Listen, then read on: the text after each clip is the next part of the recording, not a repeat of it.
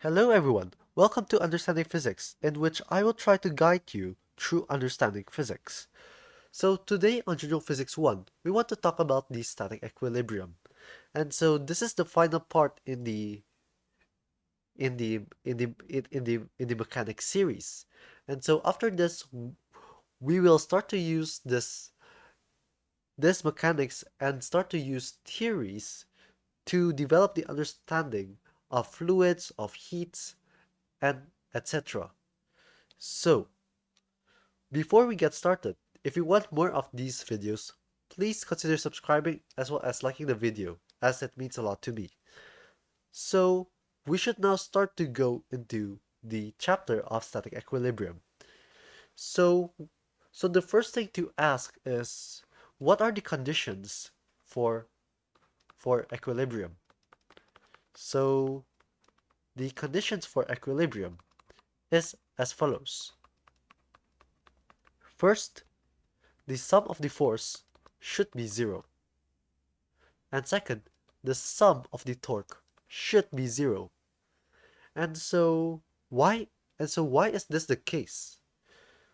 Well, the simple logic to this is if the sum of the force is not zero, that means that the total force would be m times a. And this a will later change the velocity of the object, therefore changing its equilibrium. And this is also true for the torque, which is I times alpha.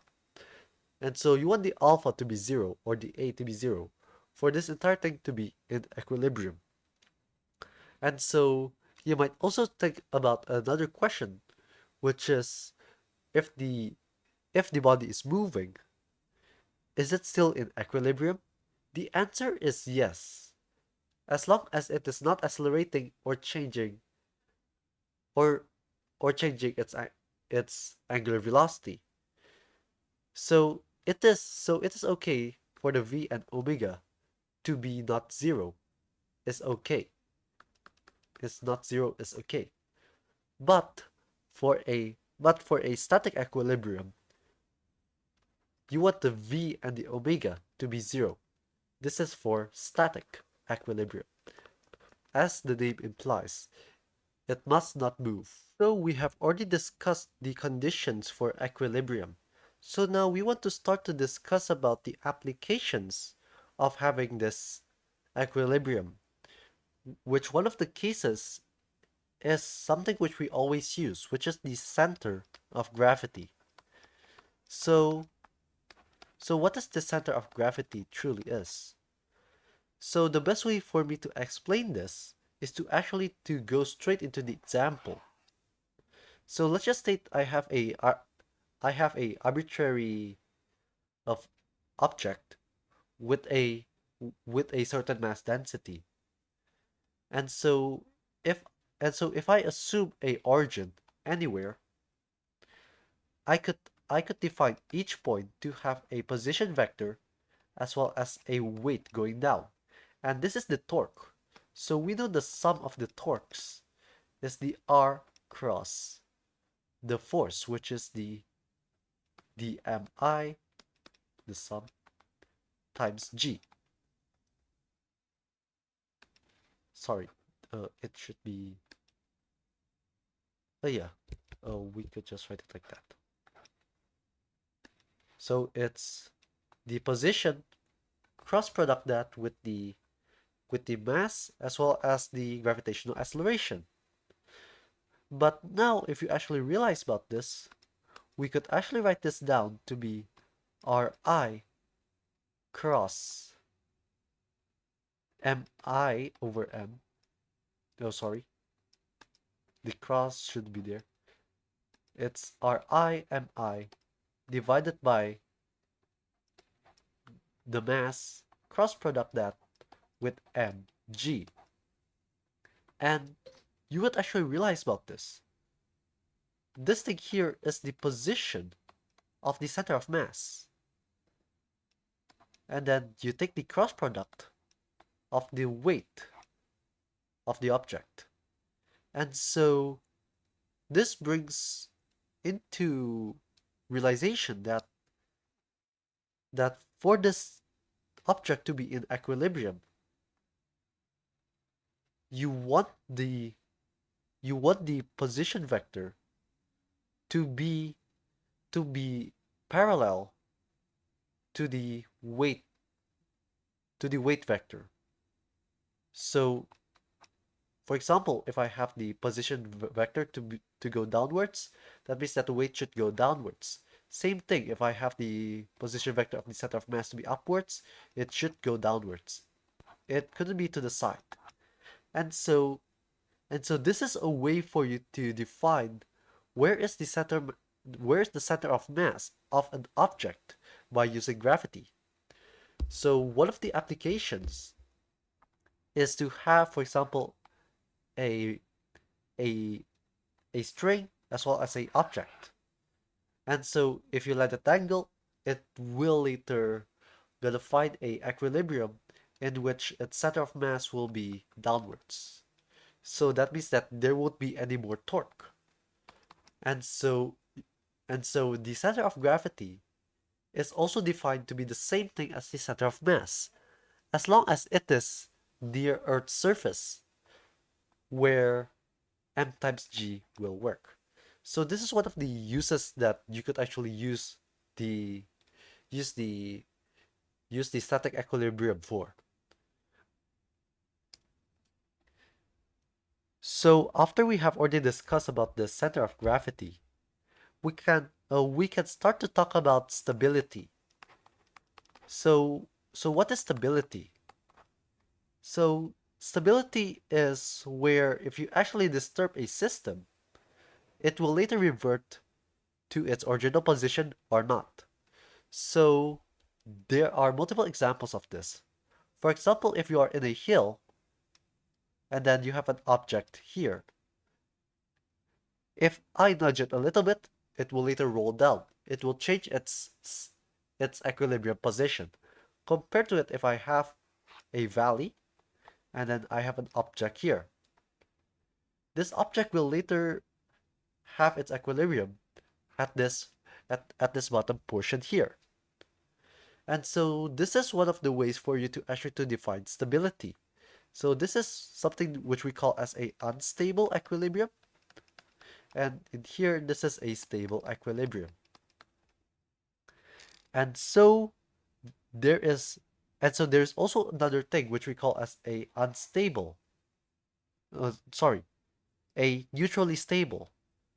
So if you have a particle here, and then you are moving it in between these directions, it it will later change it will later change its equilibrium state, but it is not really unstable, nor it is also stable. So it is between a stable and a unstable. So this is a neutrally stable. And there is also the last one, which we call as a conditionally stable. Conditionally stable or metastable. And so this is where if you actually nudge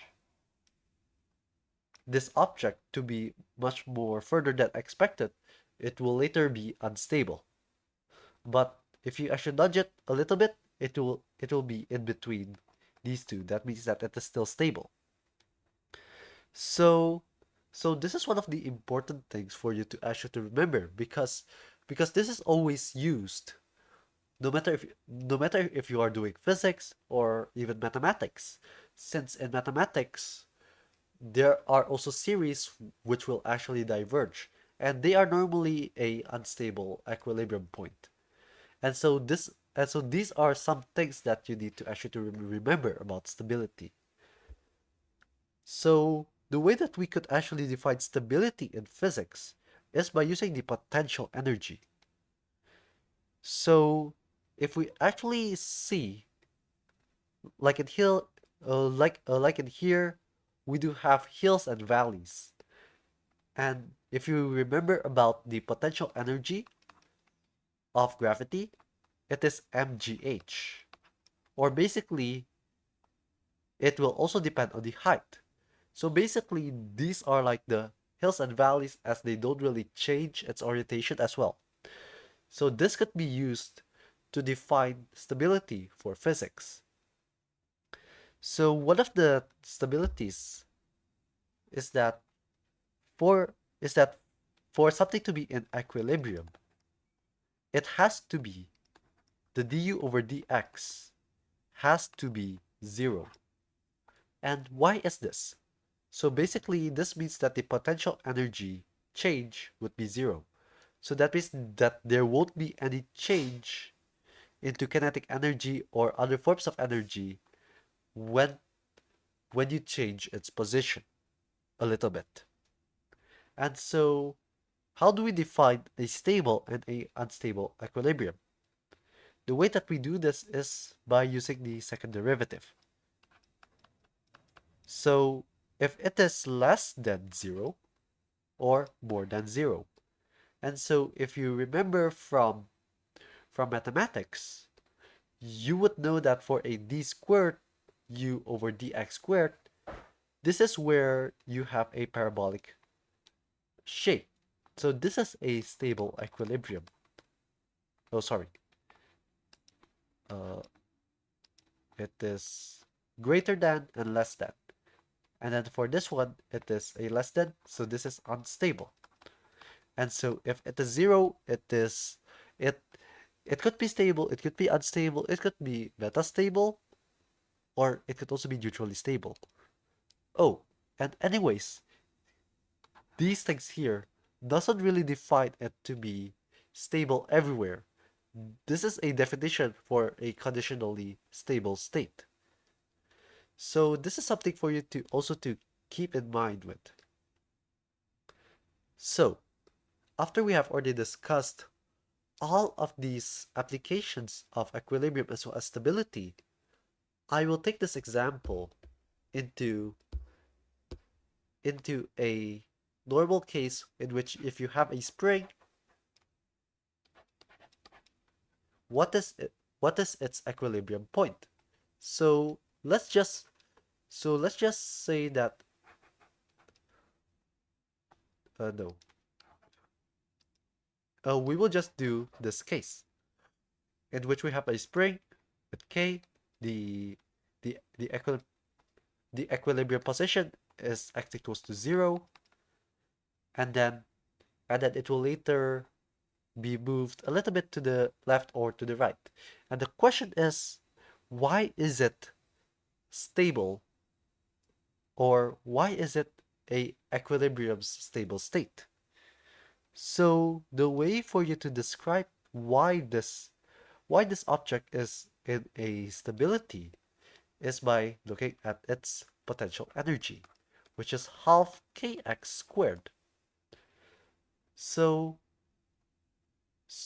so so looking only the potential energy doesn't really define much. But if you actually look at the second derivative over the position, and so anyways, this thing is actually force, if you remember. Uh, this this will be k times x. And so you would figure out that if the x is 0, this will be stable. So if x is 0, this is stable. No, sorry, this will be in equilibrium. But that if you actually look at the second derivative, you could see this to be only k, which is greater than 0. And so you could know this to be a stable equilibrium. So without further ado, we could actually start to look at this final simulation for General Physics 1.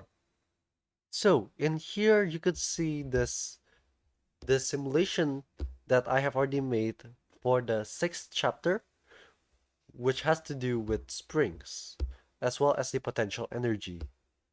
And so if you actually try to run this again, you could see that this object here is oscillating back and forth, and then this purple one is the kinetic energy while the blue one is the potential energy. So last time we discussed about the conservation of energy. And so now we could actually start to see why it tends to go towards the middle here. So if you actually try to reduce this x0, or you could say the initial displacement, this will still be in this sweet spot that it still wants to go towards zero, which is the equilibrium. And so you could see this graph here, which represents the potential energy. And you could see that basically it is like a hill that it wants to go down towards its lowest potential energy form, which is at zero. So that's for this episode. And I wish this episode really helps you to actually to understand further about the concepts of equilibrium. So thank you very much for watching, and please consider subscribing as well as liking this video. Thank you very much, and I will see you on the next video.